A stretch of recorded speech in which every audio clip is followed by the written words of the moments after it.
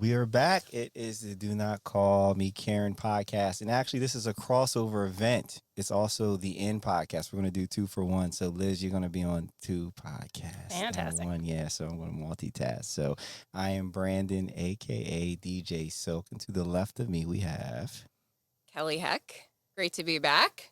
And Season 2. Yeah, season 2. It took a long time, right? Season 2, man. We've been struggling, It's right? been a minute. COVID. And then to the right of me, I have my co-host for the N podcast, Intellectually nutritious Jerry Poe in the building, who is acting as a guest and a co-host, kind of, sort of, because he has experience with what we're talking about. And across from me, we have Liz Sheehan. Oh, you're not gonna let Liz do it? I wanted to introduce her because I'm a huge fangirl of Oh my Liz's, gosh, that's so and nice. we've known each other for a while. We have children in school together. I coached running with Liz, but also Liz is president of the New Hope Solebury School District.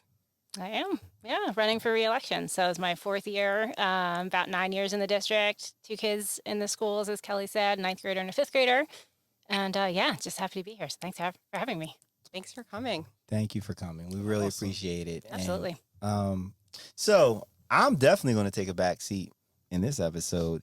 Jerry's going to do a lot of the heavy lifting along with Kelley. And what I will say before we start all this conversation is very important. So all the struggles that our society is going through with like COVID, the last 4 years of the president that we have, all the misinformation, all the conspiracy theories can all be linked back to education and the fact that for more than 30 to 50 years, education has been slipping and lacking. And so we have all these adults running around here who don't have good critical thinking skills, are very susceptible to they're just easy prey. And the result of that is they go and they vote or they don't vote. They make decisions that make life for all of us a lot more difficult. So education is very important. If you're one of these people that feel like, oh, I can send my kid to private school or I can go move to a better school district, the thing is, yeah, your kid will get a good education. But at the end of the day, they got to go out into the real world with the rest of these children who are now adults who have not gotten a great education. So this conversation is very important. And even though it's election time right now, and that's what we'll be focusing in on, we have to keep having this conversation moving forward because this is just not a one-time thing. This is forever. As long as we're living and breathing, we need to be able to invest and focus in the education of our children and the adults who did not get a good education, who have poor critical thinking skills. So that's all I have to say. Kelley, I'm going to let you take the lead on this. So are you ready? I am ready. It's good to be back. No, it's been a while, and I think this conversation is so important right now. What we saw happening at the federal level trickles down. I mean, it always trickles down, and it's happening at the local level. And I kind of sound like a broken record because I know I've talked about this before, but it's so important to vote in your local elections because it impacts your everyday lives so much. And Liz, I don't know if you want to give a little bit of background about what's going on in our community right now and what you've been seeing in our school district. Sure. I think, for a while, New Hope was a little bit more insulated from what you see happening nationally in terms of the level of rancor and violence. I think Loudoun, Virginia is one of those places where we started hearing about early last summer and even before that last year with contentious school board meetings. Focused around critical race theory and the debate about whether or not that's happening at the K-12 level. And for a little while, I thought, you know what, I'm not hearing that here in this community. I think, we have a well-educated, certainly well-educated parent community, but across the board, it seems that maybe that debate is not going to land, at our feet. And then it sure did. Much later, I think, than other places, but it has definitely reached us. And so it has not been as contentious, but the miscommunications, the misinformation is definitely out there. And I think what we're seeing is a lack of willingness to sit down and understand, for people to ask the right questions and to seek a level of understanding before they come to a meeting and start screaming about, In our district, we've been working really hard. I mean, under your leadership, thank you so much. But we actually set up, following the murder of George Floyd, we set up, and I've mentioned it on the podcast before, but a school board equity committee And I'm a member of the equity committee. Liz helps run it. Maybe you want to talk a little bit about Sure. that work, because we've been working so hard, and there is all this misinformation, I think, about, the role of the equity committee, what we're trying to do in the school. Yep. Yeah. Yeah. So right after the murder of George Floyd, this is June 2020, we got a petition signed by alumni and students, parents and faculty, across the board, over 500 people in our community, asking for a change in our schools. And it was a petition that had been going around on, I think it's change.org.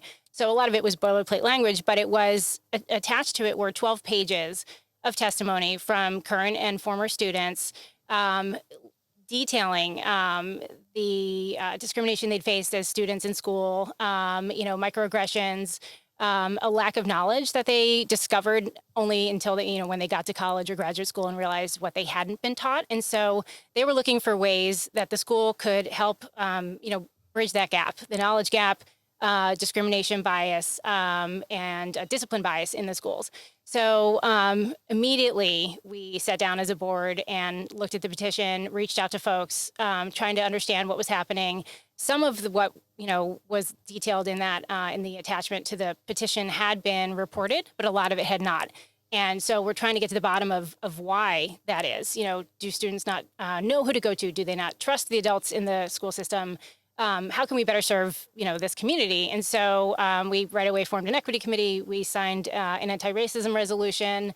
With a lot of this is with the help of the Pennsylvania School Board Association. So there are models out there for these kinds of committees. And we're working with districts who have had equity committees, prior to this. And so it's just for a year, we've been having these conversations like, what's happening in schools? Why don't we know about it? And why doesn't the larger community know? So I think we were lucky in New Hope that we had a board that was unanimous in these goals, an administration that was aligned with it, and a parent community and students who were really driving this that we've seen nationally. A lot of it is coming from the students. And I think without that alignment, it would have been very hard to get a committee underway, and not just to form the committee, but to make it sustainable so that we've, through COVID, it never got pushed to the side and said, we don't have time for this. It's a priority. So I feel like at this point, I've been told anyway that we're a model in Bucks County for the kind of equity committee that's made a lasting impact, that's been able to weather the storms.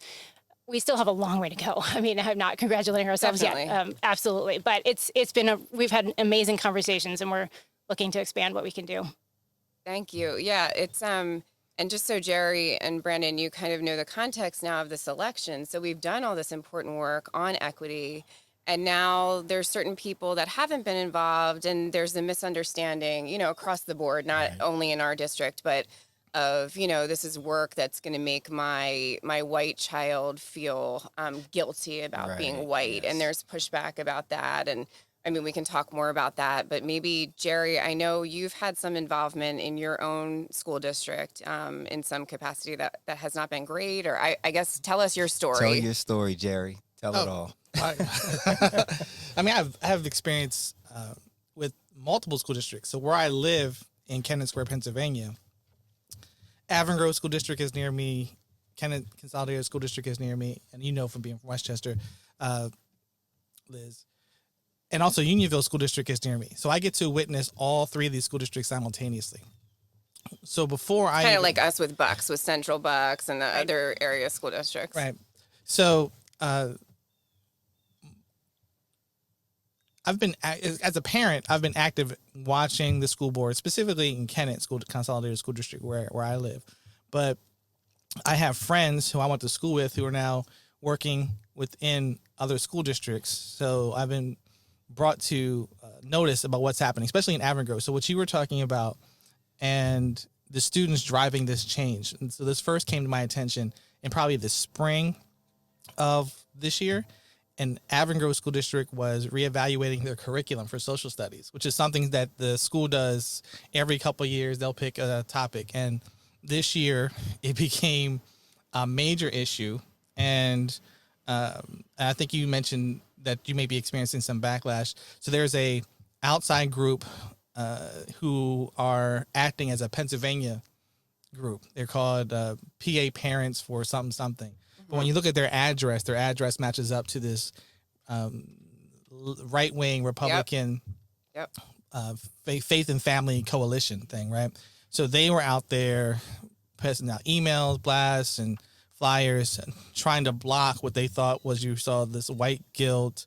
People or the parents were getting upset, but it really was interesting because there was 3 school board members who, in the meetings, live meetings, the meetings were recorded, they were talking crazy. Like I would listen to what they were saying, and the things that they were saying about, to me, I call it coded language. Things of the nature of they want the children to be taught to be true Americans first before they get any other history. And then what is that? What is I don't know true what that American? is. I don't know what that is. I don't know what it is. I don't know.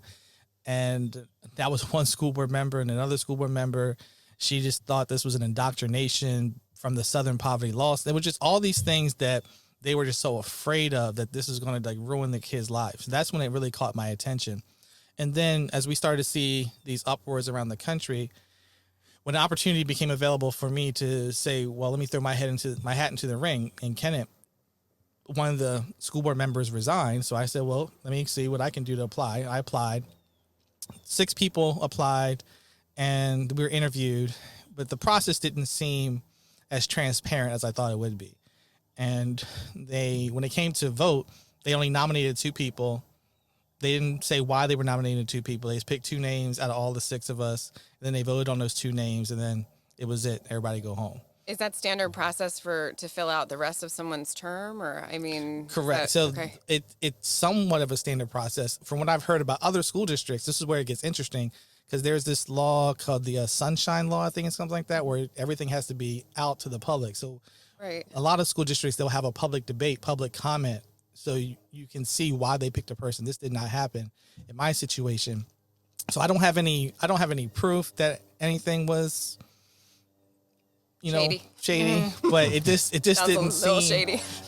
It didn't seem 100% up and up, especially when you look at the interviews and the person they picked. It was like, well, their interview wasn't what I would consider to be the best interview out of all the people that were interviewed. And some of the things that they said I thought were problematic. So the gentleman that they picked, he talked about how he grew up in Philadelphia and that he went to private school, and he went to private school because he had no other choice. So immediately when I heard him say this, I had to press pause in my mind, because I'm like, well, what do you mean you don't have a choice? Like, when did private school in Philadelphia become there was no other option? Like, there was no. So when you tell me that you had no other choice but to go to private school, that's a signal in my mind that you're saying something, that you're really saying that you didn't want to be with the other people, whoever those other people may be. Right. And so he grew up in an all-white neighborhood. So the reason why he decided to move to Kennett Square is because he wanted to give his children diversity, which was another moment I had to pause on. Because I'm like, oh, how do you give someone diversity? Is it like a belt, socks? It's ridiculous. And you're moving out of Philadelphia. So he said they could have, like, they were living in northern Delaware. Give the gift of diversity this Christmas season. Right, I know. Like, they were living in northern Delaware, and they could have continued to live there and have their kids go to private school, or they could have picked Oxford School District. He named all these other school districts, but we picked Kennett School District because I wanted to give my kids diversity. And I was like, I've never heard anybody talk like this before. Because, most black folks I know, they don't walk around like, yep, we're going to go here because we want to give our kids diversity. That's what we like. I've never heard this. So, and it happened to be watching this replay. It was on YouTube. They recorded everything. They streamed it. So I was watching the replay the next day. My daughter, Layla, she's 15 years old. She was watching it with me. And I could see as he was speaking, it was changing her body language. So I asked her, like, what was it about what he said that bothered you? And she told me that when he said that statement about diversity, that she felt like she was being used as an experiment for his children. Because it wasn't really about them getting to know other people. It wasn't about, it was just about, I just wanted to have my kids just get a sample of something else, but then they could just go back and do whatever they want to do with their regular life. So it seemed odd to me that he was the one that they picked based on some of the things that he said, because in my mind, those things were just tripping like these red flags. But that was my experience. So at this point, there's nothing I can do now to get that seat. It's already been given away, but in 2 years, those seats will be up for re-election. So my focus is to unseat every person that I possibly can on that board, just based on what I've seen from their behavior. Because much of what you've been talking about, a lot of times, especially school districts like Kennett, they think that everything's okay. Even though there have been children who've been doing the petition. So after George Floyd, there were kids, alumni, they were doing this petition thing, but they don't want to hear that. They just think that it's all good and that these stories, So they didn't do anything. They didn't So there do was anything. a petition in your district, and your They didn't do district anything. didn't There was respond. nothing really changed based They said on we're that. fine. We don't need. They believe that the school is fine because they don't see a lot of parents upset. They don't see a lot of parents out there. They see the students are saying something, but they don't see a lot of parents out there. And the problem is that sometimes, especially in this school district, some of the parents are more intimidated because their socioeconomic status is not one where they feel the freedom to get out and speak on things, because they feel like their jobs could be in danger if they put themselves on the front line. Wow. So they're much more Reserved. Yeah. to those fights. And there's also some language barriers because some people in the area don't speak English as fluently as other folks, so then they may not be able to express themselves. So there are these challenges that would have the parents not be out there on the front lines as much. We have a very different set of challenges here because for the most part, it's a very privileged community. And if racism isn't directly impacting the parents and their children's lives, Right. they don't want to make waves because they're friends with people that are, on the other Racist. side. Right. Yeah. And we have heard that over and over again. Yeah. We don't have those problems here. Yeah. Those problems. Yeah. People have stood up in meetings and said that, like, we're the ones that are causing the problems. Right. Critical race theory is itself racism. Right. What Like are we, we're you know? being divisive Right. and We are- causing, yes. and it's the opposite. I mean, I feel, and we've talked about this before, I think, but I feel like a little bit robbed about the history that I was taught in school, and I think that we're doing a disservice to this generation Absolutely. if we continue to teach the same one-sided lessons to the white children as well as Right. the children of color. Yeah, well, I think what you're rocking the foundation of a lot of people, right? Yeah. It is I'm telling you that Santa Claus doesn't exist, right? And so there's a process there. I feel like people need to go through this process of first you have to accept that you've been lied to, or maybe that you weren't told the whole story. That's the first thing that you have to do. You have to accept before you can then go down the path of, all right, let's deconstruct all of these things that I've been taught and see what makes sense and what doesn't make sense. That everybody's just holding on to what they're comfortable with, and that's where I feel like we are at this point in time. Because if you're telling me that the Pilgrims weren't great people, then what else Right.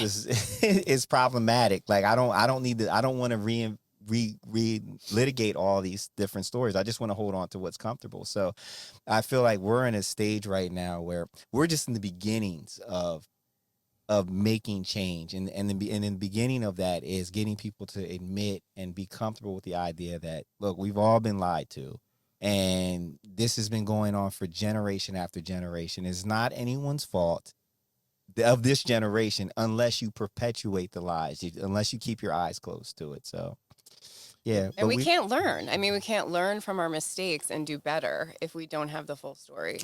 right. Yeah, people don't like to be uncomfortable. We keep running into that, and it's you don't grow unless you're uncomfortable. And so Right. it's just you have to accept, like, you can't make someone else feel guilty. You can help them deal with what they're feeling. And if there's a curriculum plan or a lesson or a book that makes you feel a certain way, then I hope that we are preparing our teachers to talk about that and what comes up in class, and not just skating over it. The challenge with the idea of guilt, right? Because I hear this a lot. Yep. Like white guilt. Okay. Okay. So one thing is that Americans were never taught history. They were taught mythology. That's what we were taught, because the stories that we were given weren't really true stories. Right. We were in elementary school. They make you recite these rhymes like in 1492 Columbus told us from that. I mean, Yep. all that was just mythology. It's not real, right? The pilgrims, and you had to cut the turkey out and maybe do the hats, and someone else had to be, the native, and these are all things. So all getting along and being best friends, sharing. So this whole idea of the guilt, right? When we get back to the guilt, see, guilt is a human emotion, and it's felt when you know something is wrong. So people want to say everything is okay, but then they want to say, well, I don't want to feel this guilt. Well, if you feel the guilt, that means that you're internally knowing that something is not right. But by not feeling it, you're going to continue to do what's not right because it feels safe. It feels better. It continues to power. So I'm okay if people feel guilty because that's your conscience. Not to get, spiritual or biblical, but if you look at historical biblical text, the Hebrew text, it talks about, if your conscience condemns you, God's greater than your conscience. So if you're numb to your conscience, then that's a problem. And a lot of these folks are doing that to themselves. They're trying to be numb to their own conscience, their own humanity that's telling them that there's something wrong. So they're trying to avoid anything that makes them feel that there's something bad because they know really that there is something bad with what it is. I mean, if you go back to Jane, I think it's Jane Elliott that does the blue eye experiment. Mm-hmm. And one of the times she'll ask a question, she'll ask people, do you believe the United States is racist? And they'll be like, no, the United States is not racist. Then she'll ask them, well, would you trade spots with a black person? And they're like, well, no. Right. Mm-hmm. Well, so it's like these are contradictions. Right. Like, you can't be like, no, it's not. No, the country's not racist, man. Everybody's the same. Everybody's and then you're like, well, would you take that guy's spot? Like, nah, I'm good. I'm good with mine. Like, I like my thing. Well, so I'll question it. I have a question about the guilt thing, and I'm just gonna put this out there. And so here's a little story, right? So years ago, my mom, she was on a walk, and this lady had a dog, and it was a chow, and the lady had the dog on a leash, but she didn't have the leash choked enough, and the dog had just enough length availability to her to bite my mom on the arm, just unprovoked. So my mom is bleeding, but the woman is crying.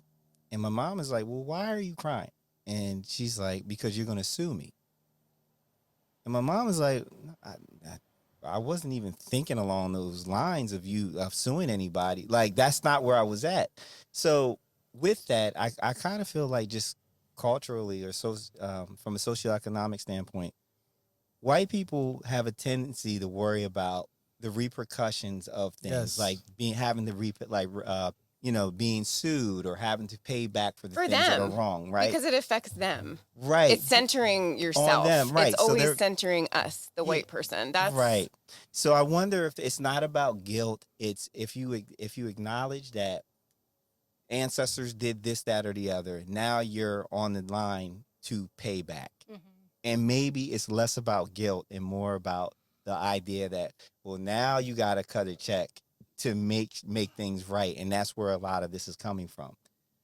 I just putting it out Could there. be, yeah, right. Well, there's like if what there's am I gonna a finite, lose? And even not even pay back, but if there's a finite amount of resources, and some people are getting more of the pot and always have, I mean, they're reluctant to give it up, right? Of course, yeah. So that's just something, because I mean, to feel guilty. Yeah, nobody wants to feel guilty, but that doesn't cost you much of anything to not want to deny. And it can be really useful. Right. But then there's the other side to it as well. So so we're looking at these things from one perspective, right? Mm-hmm. So if you don't want your child to feel guilty, because if they knew the true history, they would feel guilty. But what about the children who feel like they had no part? Mm-hmm. Right. Or that they don't see themselves in any of the history books or any of the lessons. So speaking of we were talking earlier about homecoming, right? UD homecoming. Right. So when I went to UD and I started taking classes on Black American Studies, I was shocked by some of the stuff that I was learning, because I didn't learn any of this in high school. Right. And I felt inadequate because it seemed like other people knew stuff that I didn't know. I had never heard names of the people that they were talking about. So you have folks who go through, so I'll give you an example. So Layla's my oldest daughter, and she was in 5th grade. They had to do a project where you had to be a character and, get on top of your desk. And it was like a wax museum exercise. And you had to be somebody, but you had to pick somebody. The book had to be from the library. Well, they don't got no books about anybody Black in the library. So the teachers don't want them to So if you want to pick, she wanted to be Fannie Lou Hamer. So now there's nothing in the library about Fannie Lou Hamer. So now we got to be petition with the teacher, get like special permissions for her to do somebody that she really wants to do, and not have to do like all these other folks that don't matter to her, right? And so those are the things I don't think people understand because they don't live it. So that was part of the reason why I put my hat in for the school boards, because their experience, it's theoretical to them, right? It's theoretical, like these ideas, but they don't actually live it. It's not in their skin. It's not in their blood. It's not in their DNA to have to explain certain things to their children, because their children are dealing with situations of names that are being called on the bus or names that are being called in school. They don't have to like process that, and they don't have the school making excuses for the fact that names are being called. Right. So like the administration, like, well, your daughter was called a this today. And like, well, who called? Because my thing is like, well, who called him that? Like, who called her that? Like, what? Let me see their family. Because I want to talk to their parents. Right. And they're like, well, no, we can't do that. We can't do that. We can't put out names. I'm like, well, they said this stuff because, you know, so they want to like always tamper it calm it down. It wasn't as bad. Well, is what it is. Because I feel like it goes back to a check always needs to be cut in their mind. Like sometimes, you know, it's just, if you just apologize or if like, let's move forward and with a plan, that's good enough. But they're not looking at it from that way. They know that they're going to take it to the mat, because if it was the other way around, what would they be going for? Mm-hmm. So all of this, I mean, what happens when we talk about reparations? People get scared. Really tight. They get really tight. But, you know, little people don't realize that when slavery was finally abolished, slave owners were given reparations. When the Japanese were, when that was done with the internment camps, the Japanese were given reparations. So checks have been cut in history. Even after the Holocaust, the United States paid reparations to those that were impacted. Yeah. So I really do think there is a current of avoidance of having to do the things to make things right. And that's why there's this energy of like, let's look the other way. Let's forget about it. Because I guarantee you, if black people, if minorities got together and said, hey, we will forgive everything. You don't have to cut a check. You don't have to do anything. If you just admit that these things happened, or, you know, it would be like, oh yeah, it did happen, you know, and we could move on. But there is this I don't know. fear. I don't know if they would. I honestly don't know. I don't know. Like if you took that completely out of it, I still don't know if people would admit it. I mean, from what we've witnessed over the past few years, and well, we've been through some shit the last few years, so yeah. It's true. You know, it's so hard to understand what people's motivations are, and that's the moving target, I feel like, of all of our work, you know, on the equity committee, is everyone's reason for being there or reason for not participating is very different. So we have to try and figure out, what is this common ground? What is the most ridiculous reasoning that you've come across for? I need to know, right? There's so much. Well, a lot of it is, again, it's the reluctance to sit down and have this conversation. Okay. But there's a lot of stuff. You know, one of the things I keep finding myself repeating is that equity is not pie. So that if we're, you know, giving more resources to a student who is disadvantaged in any number of ways, it doesn't mean that your kid is getting less, you know, and that's a big one. The other one is that I've heard, well, we only have so much time in the day to teach, you know, reading and math. How are we going to fit in all of this other history that you're saying that we now need to teach, you know, as if it's, you know, again, the time is pie and there's only so much to go around. So those are the kinds of roadblocks that we get. And it's almost an automatic response, I think, in a lot of ways, because people have just been conditioned to understand, like, no, I've got to get my head down. There's so much to do. There's only so much time in a teacher's day. And it's really trying to get across the understanding that this is a lens that we're asking people to adopt, you know, equity as a lens, as the foundation of what we do. It's not adding more, it's changing. Adjusting. You know, it's adjusting. So it goes through everything. So you're teaching mathematics and reading, but through the lens of equity, it doesn't take any extra time. It's just a way of adjusting the perspective. And it's little things. It's, you know, it's you know, who's represented in the textbooks you're choosing. It doesn't have to always be the burden of social studies or English to change the books. It's everything we do. It's like you're saying, Jerry, the books in the library. I mean, that's a big thing, is figuring out, you know, we know there is such good data on, you know, if kids are represented in the curriculum, then they will succeed, you know, they will achieve better, they will do better. So that's a link that we, you know, are consistently trying to hammer home. It's almost as if they're thinking that the lies are going to continue to be taught on top of this extra information, stuff, instead of like, no, we're actually going to go back and we're going to teach the correct thing. So that's actually, that's scary. It's scary when you think about it, that how they're looking at it. So. Yeah, people don't want to let go of the experience they had in school if it's a positive one for them. They don't want to think that, well, everything I learned was wrong, and therefore, there's a barrier on so many different levels, psychologically and emotionally and culturally. I think the challenge is we look at definitions. We all define things differently. Yeah. So when someone says, I want American history taught, well, my definition of American history is different than their definition. Right. Yeah. And so their definition is based around this construct that never ever existed. It was an illusion, right? There's this illusion of what a patriot is, right? I was talking to both my daughters about this the other day because language is so interesting. And the words we choose create images in our minds. So we talked about what happened earlier this year in January. We went from saying they're insurrectionists to now they're patriots. So you immediately say as a person's a patriot, it creates an image that's more positive than someone that's insurrectionist. So when they look at history and what it means to be American, it's almost like they think that challenging America doesn't make you a good American. When if they actually read historical text of some of the people they thought were founding fathers, a lot of these jokers were challenging the idea of what it is to be American, to even have this country. They were challenging what it's going to be like in the future. It wasn't that George Washington and Thomas Jefferson weren't saying the Pledge of Allegiance. No, we're singing the national anthem. Those things didn't exist. They didn't even exist when they were like forming this country. So the idea that if you don't say it, and if you don't stand up for it, that makes you less of an American. And to me, it drives me crazy because of the service that my family has given to this country. My dad's father was in World War II. My mom's father was in Korea. And then they had to come back to a country that didn't even love them. And they put their lives on the line. So this idea that I'm less patriotic because I don't feel the same attachment to this flag and to this song and to this symbolism. Yeah. Well, a lot of people have fallen victim to the marketing campaign that was put in place to build America, like Uncle Sam, like to get people on the same page. And I understand that fact. Like, so if we were gonna start a new country, we're gonna go find an island and we're gonna get a whole bunch of like-minded people together.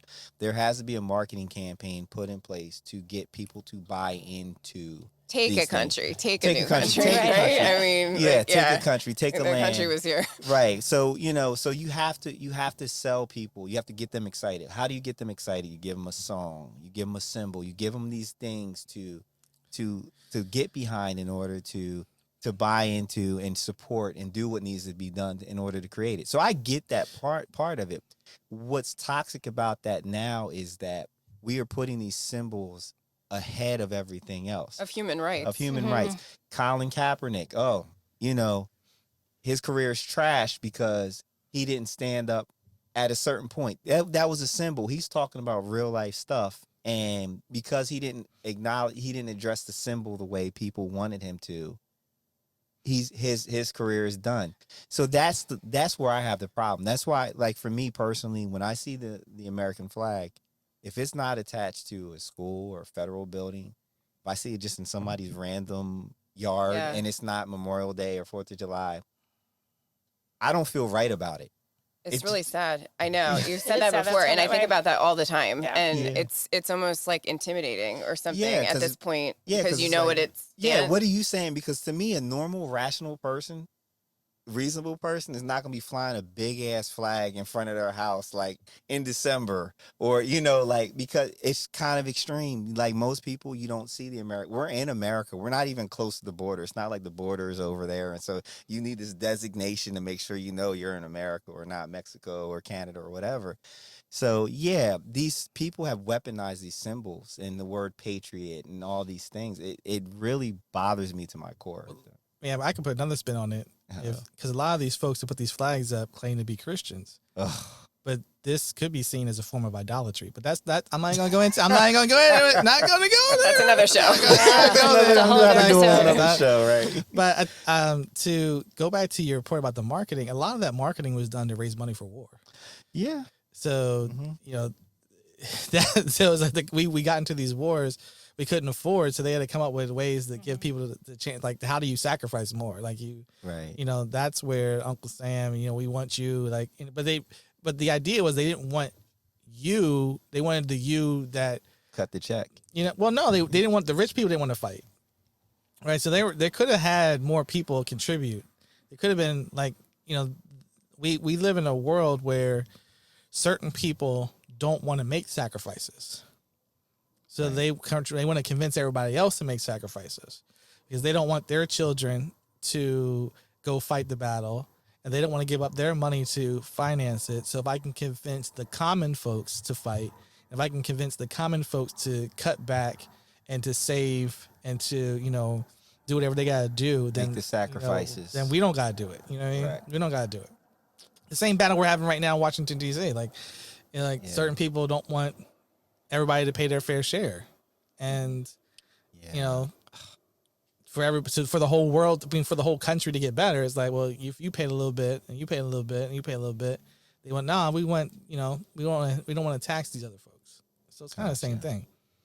Oh, it's a control issue too, and I feel like that's what's power. Right? It's power. Yeah, I feel like that's what's happening at school districts everywhere. Is this feeling that parents don't have the control over their kids' education that they would like, or someone is telling them that they don't have the control. Yeah, I mean, that's the two issues, right? In many of the school board elections, it's like the anti-racism education, opposition to that, and then also the masking issue. I mean, and that's, we're seeing it here, we're seeing it everywhere, and the two go hand in hand, which is very curious, but that's, they don't, I mean, that is the two main issues right now. No, I mean, we have kept, I mean, Liz and her team, like, they have kept our children safe. Our schools are back open, fully open, and I mean, why would you not want to reelect the incumbents? Like, why would you make a campaign about masking now at all times when we've come so far and the kids are safe? I mean, and everyone's in full time, and it'll be interesting to see when this issue goes away, you know, what's left. I mean, because masking is not going to be around forever, but the sentiment and the anger, I'm afraid, will be. But like we said earlier, they're getting support from outside of the district. It's a very, that's happening everywhere. It's amazing, like just with the masking thing and actually the vaccine and the masking thing.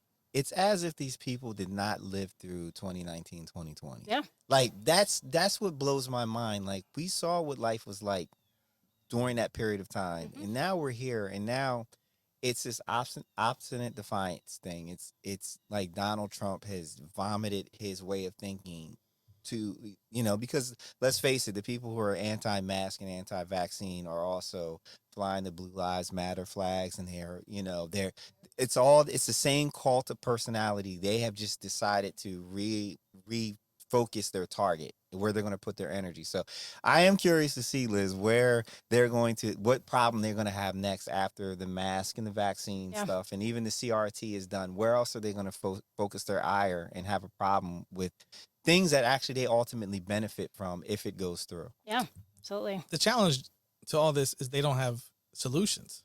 No. Yeah, I hate that. Like, you complain, but no you just solution. pretend the problem doesn't exist. Then you don't need a solution. You just pretend it doesn't exist. Right. You know what I mean? It's like there's no solution to except to say, you know, everything's cool. But like, people are dying, dude. Like, and it's your people who are dying. Like, it's and there's racism. I mean, but you just say, no, it's not real. The virus isn't real, and there's no racism. So we're good. When you talk about critical thinking, you talked about that earlier. Like, you know, I don't know if you're saying if the educational system was better years ago, it would help these people's critical thinking. I don't know, man. Because for me, it's like the idea of a little baby, and if you like cover their eyes, they think that the world doesn't exist because like it just went disappear. Like, where did they go? Where did mommy and daddy go? Like, oh, where we go? We're back there. So it's like, if I don't see it, then it's like it's not there. It's like it's not there. It's not there. Well, and that's like you're lying to yourself. It's crazy though. I mean, it really is. But it starts with, and we'll take it back to George Bush Jr., right? And No Child Left Behind. And so what happened? So now the curriculum was geared towards passing this test. We need to score high on this test, right? So kids weren't being taught how to learn, because ultimately that's what school is supposed to be about. You're supposed, yes, you learn facts and you learn figures and you learn how to do things, but ultimately you should be learning how to learn. That's the point of school, right? And what a credible sources. What a credible, Right. all these Key. things, so that you can, because until you take your last breath, you are always learning. You're supposed to always be learning. But once you put kids in faculty in a position where now we're not, it's not about learning or critical thinking. I need for you to pass this test. And in order for you to pass this test, Tommy, because you're not all that bright, we got to get you to regurgitate this information. So that's where the critical thinking I get that. is But missing. you could take that all the way back to the 80s. You could say, well, Reagan started Yeah. cutting. Right. It's Oh, been definitely. underinvestment So in it's- public it's- education. It's generally an investment. decades. You know, it's this idea. So if we look at, this is where, you know, teaching history is so important. So if you look politically at the country, the one party jacks everything up, and the other party has to come in and like clean up the party. It's like, you know, so it's almost like I never wanted to have a house party at my house because of what happens after the party, and I'm left cleaning up all the stuff. Like that was like the worst thing. I was like, why are you doing this to your parents' house? And you got like everybody leaves. So one party comes in, and they throw like a house party in Washington, and then the other party comes in and they got to sweep up all the mess that the other party. But this party, the people who create the house party have told everybody that they don't do anything wrong. They're fiscally responsible. They don't cause any debt. They create economic growth. They've convinced people of all these things that aren't true, because under them, the country just keeps getting worse, right? We had a guy who bankrupts businesses. We want to put him in office because he's like a great businessman. And then he bankrupts the country, and everybody's, you know, dying. Half the country, you know, it's like 500,000 people pass away under his watch. And everybody thinks that he did a good job. Like I wish I had these magic powers. Yeah. I wish I had the superpower. I could just like totally screw up everything, and everybody think I'm still doing a good job. I just think like what we were saying earlier, though, like about the baby. I mean, the past few years have been so difficult to process what everyone has been through. I just think a lot of people just can't. They can't process it. So it's just a way of getting through it without believing it's happening or something. I don't know. I feel like it's a lot of people are working from a place of ignorance, and I mean ignorance in the truest sense of the word. Like they have no knowledge or understanding. Like, have they not known someone that has gotten COVID and died? I mean, but they haven't devoted they haven't cared enough to devote enough attention to actually sit down and think about it. And I was talking to Jerry about this, like earlier. Every day, as my job as a rideshare driver, I've convinced at least one person to get a COVID vaccine, and awesome. That's great. and it's happened because I simply ask them questions. I don't sell them on anything. I just ask them questions. Do you know, they'll say, oh, they're trying to kill the population. Really? So how does a government get money? Through taxes. So who pays the taxes? People. So does it make sense that they would kill the very people that are paying their taxes? I just put it that way. Yeah, you know what I mean? Yeah. So it's asking questions like that. Well, they're trying to track us. So do you mean the iPhone, the smartwatch, the smart TV, all these things that you're paying to track, to be tracked? Already tracking you. They like, and what are you doing that the government would invest so much to be able to inject something into you to really know what you're doing and Right. thinking. That makes you so special. Right. So, you know, I asked these questions, and when they really think about it, they're like, holy shit, I guess I'm going to get a shot. That's Good amazing. for you. Well, thank you for Yeah. devoting that time and Yeah. energy. It's incredible. So it's really comes down to a lot of people haven't thought about it. Like whatever the thing they hear that resonates with them emotionally, they run with it. The soundbite on Fox. Yeah, it's Right. so superficial. Well, the challenge is people don't want to think. Yeah, they That can't. requires- Well, they that requires can't. works. I mean, No. they can think. I mean, they don't, can, They but don't I want to mean, think. But if you have a sucking job, like I'm in a position I'm just talking about. where I'm just talking about life. I'm just talking about life. So people like to be told what to do and what to Right. think. So that's easier than having to actually think through it yourself. So that's why checkers is more popular than chess. Right. Because chess Connect requires, Four. Connect Connect Four, Four. all that. Connect Four. Still using the same pieces, right? Still the same pieces. Vertical or horizontal. Still the same pieces, right? I'm terrible at that game, by the way. It's like you play with your kids and you learn. Because to play chess requires study. You gotta think about it. Investment. Yeah. So people, it requires more work. So they don't want to put that All work right. in. I'm gonna be fair. And so these people frustrate the hell out of me. But when I think about, okay, my life, I have so much bandwidth to think about so much because I don't have any children. I'm not married. I'm in the car. I'm driving around. I can think. But what about these people that they have kids? They have a job they hate. They 3 have all jobs. these responsibilities. Yeah. They have multiple Yeah. jobs. So, and those are the people that fall prey to people like Donald Trump because they don't have the intellectual bandwidth to actually think about these things because they have so much on their plate. So I think why I challenge that is because I came out of a household of parents who had more than one job. Who had right, but I mean, you're a smart guy. No, Not I'm saying my everybody's parents thought. I'm saying my parents weren't QAnon. They weren't going on these conspiracy theories. That was a different time, and so now I just don't think those are good excuses. Right? What I really believe we should think about is getting the people who are sitting on the sidelines to be more activated, because what's happening right now is it looks like we're losing because the majority of folks aren't getting up and speaking. Well, a lot of it goes back to what I said earlier and what we were talking about. People are scared to speak up because everything is so divided. They don't want to. Yeah. If it doesn't directly impact their lives, like they'll message, because I'm very vocal and outspoken. Yes, and, you are. Yes, she is. Yes, she is. I mean, because I don't really care if you like me or not. This is important to me, and it's how I've always been. But a lot of people will message me privately and be like, "I really admire you, but I don't know how to do this. I want to do what I don't want people to dislike me, And it's really sad. The challenge, though, Kelley, with that is that they don't realize by not doing anything, it is going to hurt them. Yeah, it's almost Agreed. so. It's I think people are learning. It's the same thing like medically. Like if I don't go get checked up, it doesn't mean that something's not happening in my body. I just don't know about it. So by them not stepping up and being afraid and letting the smaller voices speak louder, what happens is that eventually they're going to be in a position that they don't want to be in, and it'll be too late. So that's why when I think about where we are, it's that we have a lot of good people who want to do what's right, but they haven't been taught how to be activists. So what do we do? I mean, how do we teach them to be brave enough? First of all, if you're listening to this podcast or watching it, you recommend it to your friends and family and share and share and share. So that's one thing, right? We keep having these conversations. That's the thing, and we have to have the uncomfortable conversation. Look, there is nothing more uncomfortable than being in a car with a stranger who can give you a bad rating.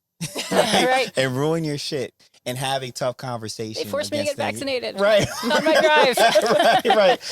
1 star. Yeah, but we have to have these conversations, and we have to be willing to get punched in the nose, not literally, just figuratively.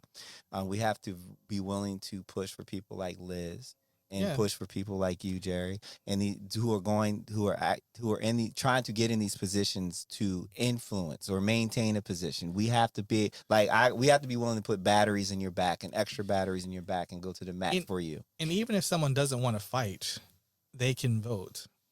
See, voting is private.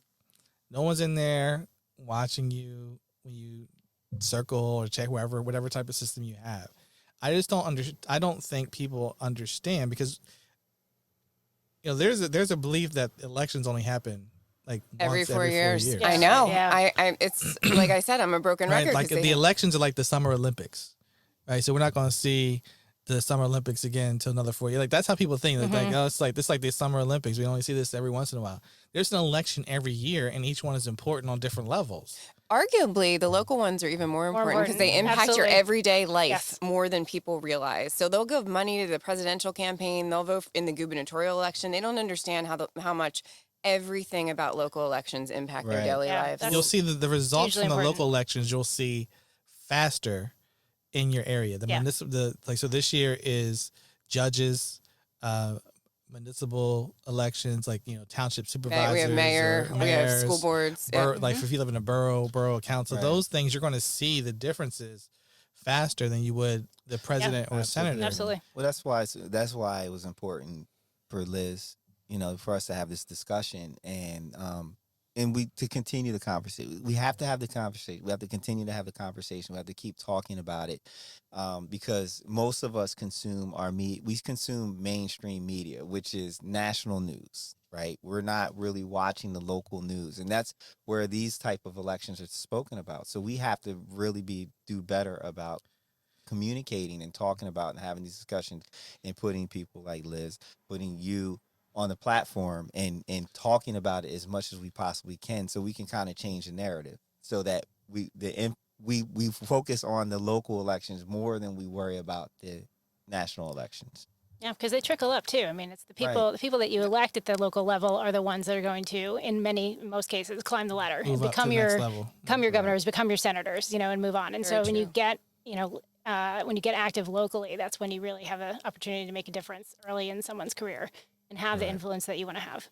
And if you're not paying attention, so for example, your race here in this school district, the New Hope School District, is similar to something that's going on in O.J. Roberts. Okay.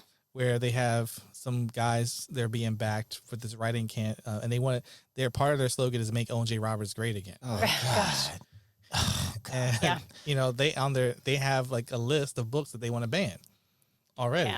So it's like great. It's like I will never understand. That's happening here too. I will never understand the impetus to run a campaign in a negative way and insisting that you have to tear things down to make it better. I mean, that's exactly what our opposition's doing as well. It's always easier to tear things down, and what they're seeing is we all at this table on these mics hate a certain person, but we cannot take away the fact that man sat in the highest office in the land for 4 years. There was success in that. And other politicians who took his way, there was success with that as well. So, yeah, as long as that model is successful, it's a blueprint where people are going to model it. I've seen it in Maryland. Like, I am a Trump Republican. That is a new term. So we have to work very hard to make sure that people that follow that blueprint are not successful. We have to demonstrate that people that run on the blueprint like you and Jerry are successful, so that better people can run for these offices and hold these positions and do better for us. So. Yeah, and I want to make clear too that in at least in Pennsylvania, school board members we cross file. So I'm listed as a Democrat and a Republican. We're on both sides of the ticket, and so that the intention behind that is that we are nonpartisan. Our positions are nonpartisan, like a lot of judges. So we're reaching out to everybody. And it impacts, these positions impact everybody. And so it's not necessarily about party. And I know I'm a total idealist in a lot of ways by saying that, but I really do believe that if people are going to label themselves as a Trump Republican, great, because then we know who isn't. We know that it's a mindset at this point and not a party. And I congratulate people long-term Republicans who don't subscribe to that worldview, who are sticking with their party for other values and other reasons and not jumping ship because, they're going to be the future, I hope. So we have to reach out to as many people as we can, change as many minds as we can. Okay. What's next on your little list there, Kelley? I think we covered everything on my little outline. Liz, yeah. How can your local voters here in New Hope, how can they support you? What can be done to help you? Not just with this election, but even just moving forward. Because when we just put it out there, you're going to win. You're going to get it, right? We're going to put it out there. Fingers crossed. Beyond, no, you're going to get it, right? But beyond that, because this is just not about New Hope. This is for every place where there's a school board and there's a governing body over the education of our children. Is important for that information to be put out there, because I don't feel like a lot of people understand what they need to do or even think about it. Yep. So how can we support you? It's a great question, and it's a moving target. I think it's and it's different at every stage of the game, but I'd say long term, just get involved. Pay pay attention. I know every parent is inundated with emails and communications from the school, but it is really important to try and seek out that information, talk to your teachers, understand what we call sort of the chain of command. If you have a classroom issue, take it to your teacher before you sort of jump to the superintendent. So there is that kind of, but it's also our job as school board members to, to teach people that kind of communication exists. And you talked about students getting involved. I mean, one of my biggest passions as a school board member, and one of the reasons I ran, is to model community service for students. Like, how do you get involved in your community? If you want something to change, who do you talk to? How do you go to a school board meeting and even just sign up to talk? And by the way, we have student representatives on our equity committee, which is awesome. They are, it's fantastic. I mean, that's why we're there. We're there for them. I mean, right? Everything. We have to hear from them. And that's the most important thing. So I think, understanding that, the parents can get involved, get your students involved, figure out how to, find opportunities for them to make change in their district, whether it's through, at the club level or, get student government or, going to committee meetings and understanding that we're there for them. And so we want to hear from them all the time. All right. Those are your marching orders. And talk to your kids. Ask them. Get their perspective. Absolutely. See what's going on. I think there's this energy that a lot of people have where they send their kids to school and that's it. Like, it's y'all's problem. And, education really begins at home. And that's something like I had a lot of respect for Jerry because he talks about his involvement with his daughter's education and just making sure that he's filling in the blanks because the schools can't do it all. Even if you have the best faculty and school board with the best intentions and trying to do it all, do their best, they can't fill in all the blanks. And that's where parents and uncles and aunts and cousins and everyone else, you fill in those blanks and help the process. Right? Yeah, It takes the whole a village. community. Absolutely. Yeah. Yeah. And it's not a hierarchy, right? I mean, it's a community and everybody needs to be involved in this change. And if you want to raise future activists, I mean, it starts at home. Like, absolutely. Future change makers, talk to them. Okay. Do you want to give out your social media or anything if anybody has any questions, or do you not want to be bothered? I'll talk to anybody. We have a Facebook page that's public, so you don't have to be a member of Facebook or online, to access it. It's NHSD 2021 on Facebook. And so that's where all of our information lies. Thank you. And what day is the election? November 2nd. Okay, so I got to hustle to get this. No pressure, though. No pressure. Jerry, how are people going to support you in Kennett Square? Because I know this is 2 years out, right, for you to make your next move. But I also kind of feel like this is a process you should start now. You build your army now. So do you have any? I know I'm putting you on the spot because we did no pre-interview, nothing. We just all sat down. This is just organic. But is there any way that people can start to begin the process of supporting you or even supporting other people? Because it's just not about the seat that you want. You basically, you have your target on multiple seats. What can we do to support you? Well, they want to follow what's happening. They can just go to any of the social media platforms and search Vote Jerry Poe. Okay. Because I already got all that stuff set up. Oh, nice. Oh, great. Good for you. I want to see you starting an equity committee in your district. Yeah, well, they so my daughter Layla is on the Equity and Diversity Council at the high school. Oh, awesome. Oh, great. But it's not, it's just the high school. It's not the not the all district. the school districts, right? So yeah, votejerrypoe.com. Okay. Vote Jerry Poe Instagram, Vote Jerry Poe Facebook, Vote Jerry Poe Twitter. Okay. So just be on the lookout. See my face.